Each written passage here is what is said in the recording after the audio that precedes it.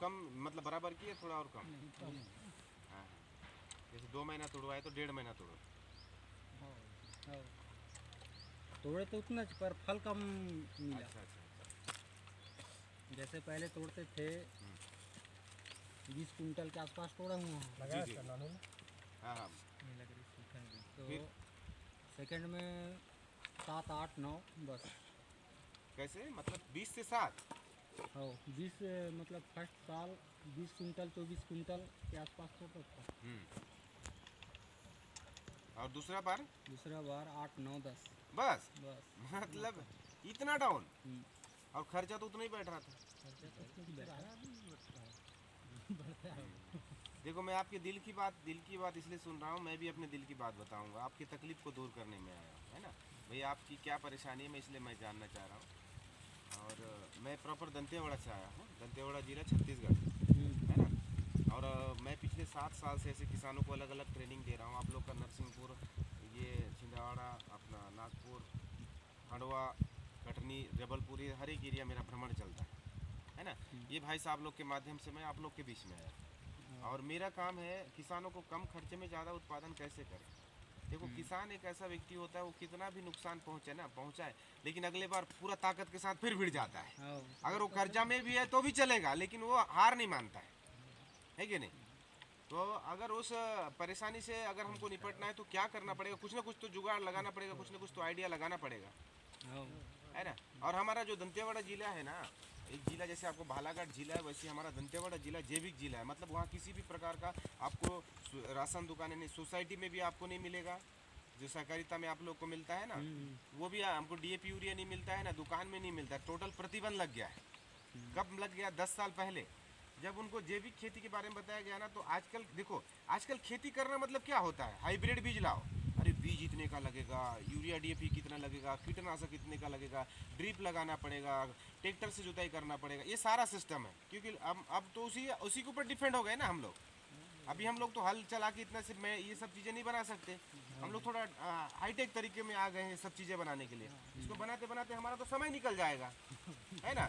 और इसके बाद क्या होता है, एक फसल खत्म नहीं हुआ है, हम लोग दूसरा फसल ले लेते हैं, तीसरा फसल ले लेते हैं, है कि नहीं। और अभी हम लोग गोबर खाद पहले लगाते थे। पहले क्या होता था, हम लोग खाने के लिए खेती करते थे, मतलब जितना खाने योग्य हो गया। उसके बाद ज़्यादा हम लोग हाई हाई नहीं करते थे।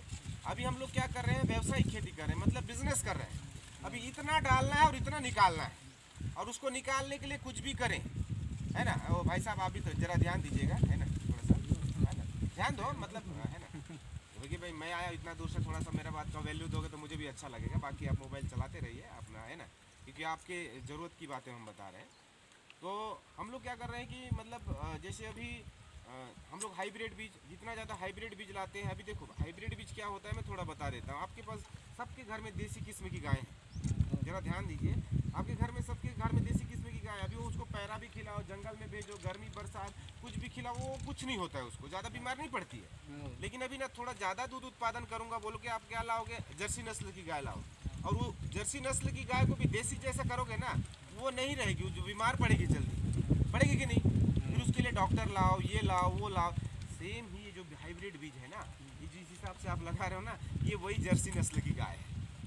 जर्सी नस्ल की गाय अगर पालना है तो आपको आपको वो क्या बोलते हैं, मिनरल मिक्सचर लाना पड़ेगा, कैल्शियम लाना पड़ेगा, दाना पानी लाना पड़ेगा, उसको दिन रात ध्यान देना पड़ेगा, तभी वो आपका दूध उत्पादन देगी। तो सेम ही हमारा क्या होता है, हाइब्रिड बीज भी जर्सी नस्ल की गाय है। इसमें थोड़ा बहुत भी कुछ कम ज़्यादा हो गया ना, तो आपको दिक्कतें पैदा कर देती है, उत्पादन क्षमता में घाटा कर देती है। लेकिन क्या है, उस गणित को हम लोग समझ नहीं पाते हैं, ये कहाँ गड़बड़ हो रहा है। हम लोग क्या करते हैं, देखो अभी हर स्टेज में अलग अलग बीमारी आता है, हर फसल में अलग अलग बीमारी आता है। और उस फसल को बचाने के लिए हम लोग केमिकल कीटनाशक दवा डालते हैं, इतना ज़्यादा डालते हैं कि इंसान को समझ में नहीं आता मैं कितना कमाया और कितना बचाया, मतलब खर्च किया।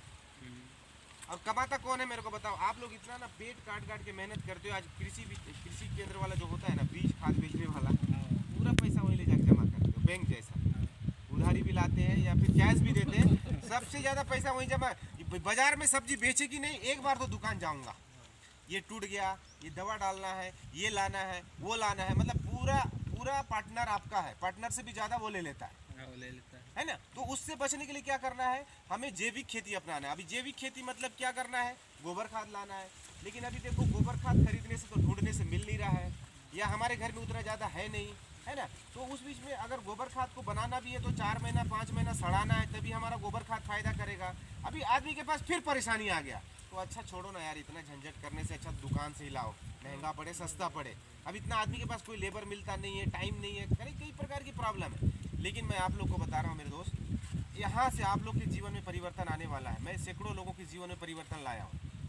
जैविक खेती अपनाओगे तो आप लोग का खर्चा जहाँ 50,000 रुपये आता है ना, 20 से 25,000 रुपये ज़्यादा खर्चा नहीं आएगा आप लोग का आने। ये भी देखो, अभी देखो मैं एक उदाहरण बताता हूँ। जो पीने वाला व्यक्ति होता है ना, लगातार दारू पीता है या सिगरेट पीता है, तो उसका शरीर ना खोखला हो जाता है। तो हम लोग लगातार ना यहाँ नशा करवा रहे हैं, किसका, रासायनिक यूरिया, DAP और केमिकल कीटनाशक का। तो ये भी ज़मीन भी खोखला हो रहा है। पीने वाला व्यक्ति को एक बीमारी के साथ 10 बीमारी लगता है और निपट जाता है। इसको तो इसके पास भी ये फसल लगा रहे हैं ना, 10 प्रकार का बीमारी आ रहा है। बीमारी का मुख्य कारण वही है। हमारे दादा परदादा करते थे, ऐसा बुनाई कर देते तो हमारा फसल हो जाता था। लेकिन अभी पूरा जी जान लगा के मेहनत कर रहे हैं, ना जाने क्या क्या दवा डाल रहे हैं, फिर भी हमारा फसल उत्पादन नहीं बढ़ रहा है। बल्कि आप बोले कि पहला साल फायदा हुआ, दूसरा साल 50% घाटा हुआ। बेचारा आपके ऊपर कहीं ना कहीं कर्जा तो चढ़ा होगा, कहीं ना कहीं दवा मांगे होंगे उधारी, या है ना, या आपको मेहनत अनुसार उत्पादन नहीं मिला। अभी हम लोग क्या करेंगे, हमारे पास गोबर खाद भी नहीं है, हमारे पास अन्य चीज़ें नहीं है, तो हमारे जो